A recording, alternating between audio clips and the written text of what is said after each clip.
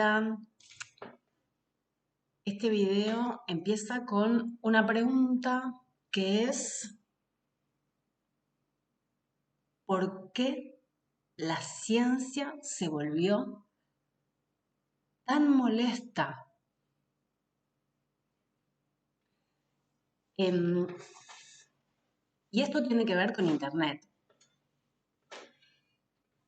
En cuanto el conocimiento se masifica y se expande alrededor del mundo, se globaliza, la ciencia empieza a molestar. El conocimiento científico empieza a generar una incomodidad en las personas. Estoy haciendo una generalidad, estoy generalizando, pero ya vamos a ver por qué sucede esto. Pero primero que nada, ¿qué es la ciencia? Y a mi juego me llamaron porque, por si no lo saben, soy bióloga.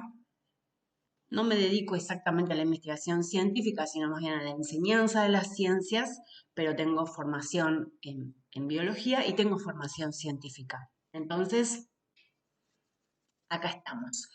¿Qué es la ciencia? Yo me voy a remitir, por supuesto, a un referente. Podría hablar de muchos científicos que los hay, que los ha habido a lo largo de la historia, de otros países, de Argentina, por supuesto, pero me voy a referir a uno en particular, que es Carl Sagan. Hay un video en este canal sobre la serie que dirigió y protagonizó Carl Sagan sobre astronomía en general. Carl Sagan pone el foco de la ciencia y de la actividad científica en la observación. La ciencia es la actividad exclusiva que llevamos adelante los seres humanos utilizando la observación como principal herramienta para generar justamente a partir de esa observación conocimiento. Es una manera de acercarnos al mundo, para conocerlo, para responder preguntas que nos hacemos respecto de algunas situaciones que vemos en el mundo y a partir de esos primeros pasos que son como muy básicos y que no necesariamente están dispuestos en ese orden. Simplemente puedo tener preguntas que luego me llevan a hacer observaciones. Ese conocimiento, que es el conocimiento científico, permite que podamos básicamente responder a una característica innata que tenemos los seres humanos, que es la curiosidad. Además, permitió a lo largo de la historia que podamos vivir cada vez mejor, entre comillas, desarrollo tecnológico, enriquecer nuestro conocimiento respecto de cómo funciona el mundo, nos permitió adaptarnos, si se quiere, bueno, justamente al mundo y a todas las cuestiones que tienen que ver con el funcionamiento de una sociedad, ¿sí? Ahora, esa observación y esa curiosidad la tenemos desde los primeros años de vida y la vamos desarrollando a medida que vamos creciendo, ¿sí? La observación es la primera herramienta que tienen los seres humanos para poder empezar a manejarse en su entorno, ¿sí? Y poder manipular el entorno para sentirnos seguros, porque lo que conocemos nos transmite seguridad. Poder recabar información de la realidad y de cómo funciona esa realidad nos da cierta tranquilidad, que es algo de lo que yo hablé en el video anterior. Carl Sagan justamente lo que plantea una idea muy interesante. Él viene de la astronomía, es un científico que dedicó toda su vida a la exploración espacial, que es justamente una disciplina, una materia, una ciencia que está basada fundamentalmente en la observación. Observar el cielo, observar los astros, los cuerpos celestes y qué es lo que pasa ahí. De hecho, hay cantidad de desarrollo tecnológico que surge a partir de programas de investigación de la astronomía. Entonces, él plantea en su libro Cosmos y en la serie Cosmos, y en varias entrevistas que le hacen, que el poder hacer observaciones y lograr armar explicaciones en base a esos datos que yo voy juntando de la realidad, nos produce placer.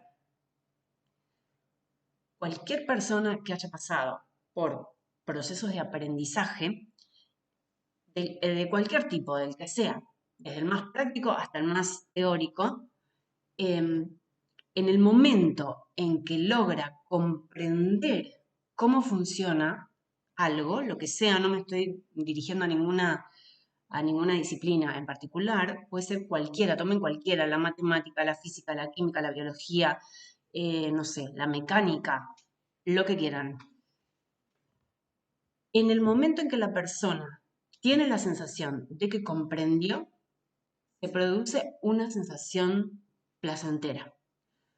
Y justamente Carl Sagan lo que dice es que eso está de alguna manera codificado genéticamente así en los seres humanos porque una vez que yo obtuve una sensación placentera al entender y comprender algo a partir de la observación, a partir de recabar información y a partir de ver cómo, de alguna manera, descifrar cómo es el funcionamiento de algún proceso, de algún sistema del mundo real, del mundo que me rodea, quiero volver a tener esa sensación. Entonces, quiero repetir esa sensación de aprendizaje, de comprensión, justamente porque me produce una sensación positiva, buena, de plenitud. Y eso, en términos evolutivos, es muy bueno para los seres humanos como especie porque nos ha llevado al momento en que estamos hoy, que después podemos discutir el impacto que ha tenido el desarrollo tecnológico o las sociedades sobre el planeta, esa es otra discusión. Sin embargo, en toda la historia de la humanidad, el enriquecimiento en cuanto a conocimiento, cómo funciona el mundo, nos ha venido muy bien, nos ha permitido llegar al desarrollo que tenemos en la actualidad. Básicamente, entonces, la ciencia es una actividad puramente humana, con un componente humano exclusivo, que en base a la observación y a las preguntas, a la interacción, al interjuego que se produce entre la observación y las preguntas que nos vamos haciendo sobre el mundo, nos permite justamente conocer cómo funciona. ¿Qué es lo que pasa cuando aparece Internet? ¿Y por qué la ciencia se vuelve algo tan incómodo? De hecho, hay movimientos enteros de gente y de personas que están en contra, literal, del aporte que puede hacer el conocimiento científico. Llámese terraplanistas, que niegan, seguramente los deben haber conocido, niegan que la Tierra sea redonda, sostienen que la Tierra es plana, contra todo el conjunto y el corpus de conocimiento científico que plantea que básicamente eso no es así.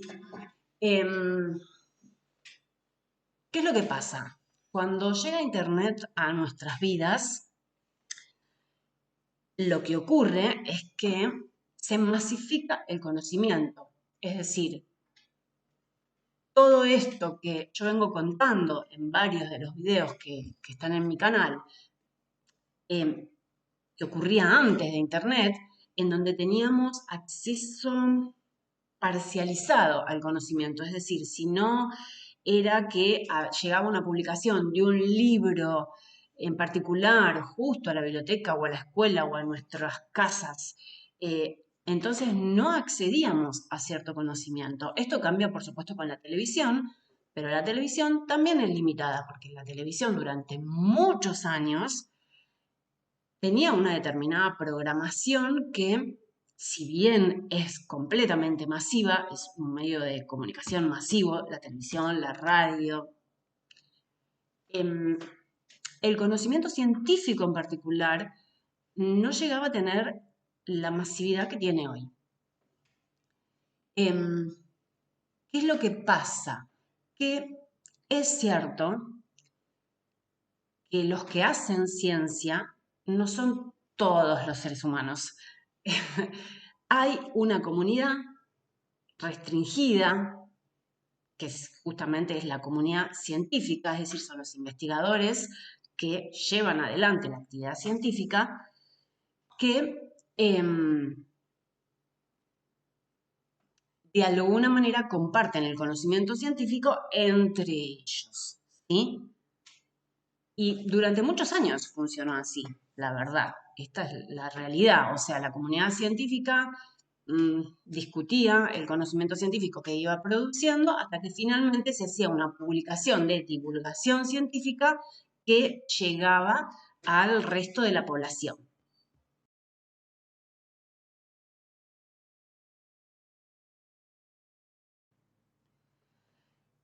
Esta manera de funcionar continúa hasta la actualidad. Los científicos producen conocimiento, lo discuten junto con la comunidad científica y finalmente lo comparten con el resto de la sociedad. ¿Qué sucede con Internet?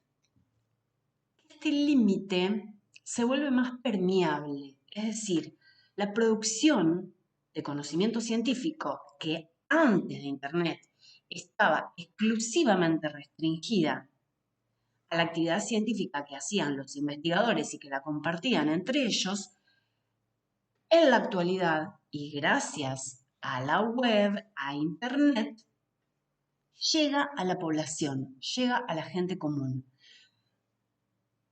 El ejemplo paradigmático que vivimos el año pasado en nuestro país es el stream del fondo del mar, que transmitía 24 horas, 24/7, la expedición que se hizo en el Cañón de Mar del Plata, los investigadores de CONICET, que bueno, fue furor, transmitían en un canal propio de YouTube todo lo que iban haciendo y todo lo que iban descubriendo y todos los datos que iban recabando del fondo marino.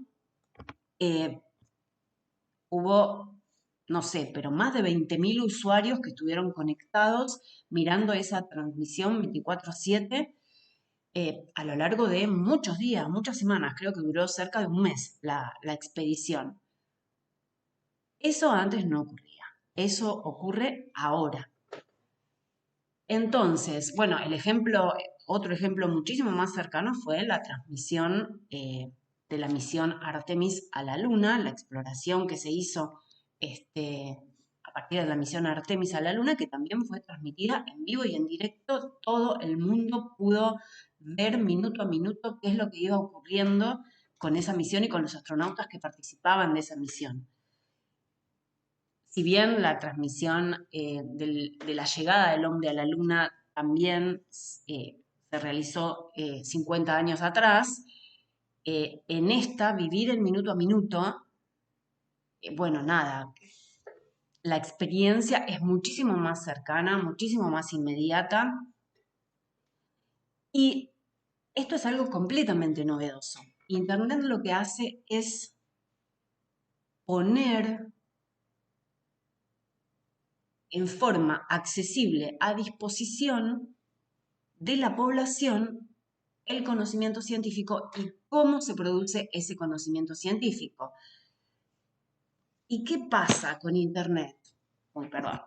Internet lo que tiene es que echa la ley, echa la trampa. No sé si ese es exactamente el dicho que se aplica, pero un poco sí. Cuando yo masifico algo, abro la puerta a que mucha gente pueda opinar sin saber. Entonces, muchas del conocimiento en realidad que se propone desde la ciencia puede llegar a molestar porque va en contra de determinadas ideologías. Y ya sabemos lo que ocurre cuando un conocimiento va en contra de determinadas ideologías y de determinados intereses. Se lo trata de alguna manera limitar o desacreditar. Eh, entonces el conocimiento científico ha sufrido eso, ha sufrido el vapuleo de las redes, si se quiere, de las redes sociales y de Internet en general. Tiene un punto de conexión con las fake news, se puede decir de todo en las redes sociales y es muy difícil a veces comprobar que ese conocimiento proviene o esa noticia proviene de una fuente fidedigna. Entonces, el conocimiento científico no queda aislado de todo este fenómeno que se produce con la llegada de Internet y con la circulación globalizada del conocimiento. A la vez ocurren este tipo de sucesos como poder acompañar en el minuto a minuto a una expedición como fue la expedición de CONICET al fondo marino, que tiene un valor didáctico y de divulgación científica enorme. Y ahí vemos el potencial que tiene el conocimiento científico, el placer, la sensación de alegría de poder estar acompañando a esos científicos y a esos investigadores en el paso a paso de recopilar información sobre la vida y la biodiversidad que hay en el fondo marino, fue fantástico, fue hermoso, nos produjo muchísimo placer, no solo a las personas que somos del área de conocimiento, del área de la biología, sino a la población en general. Entonces, ahí tenemos un ejemplo positivo.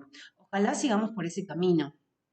Hay mucho más para decir respecto de esto. Por supuesto, me quedo corta y por supuesto vamos a seguir hablando de el impacto que tiene Internet en particular en la ciencia y en cómo el conocimiento se masifica y cuáles son las dificultades que tenemos con esto. Así que acá dejamos Tela de la Fuente y estoy en YouTube.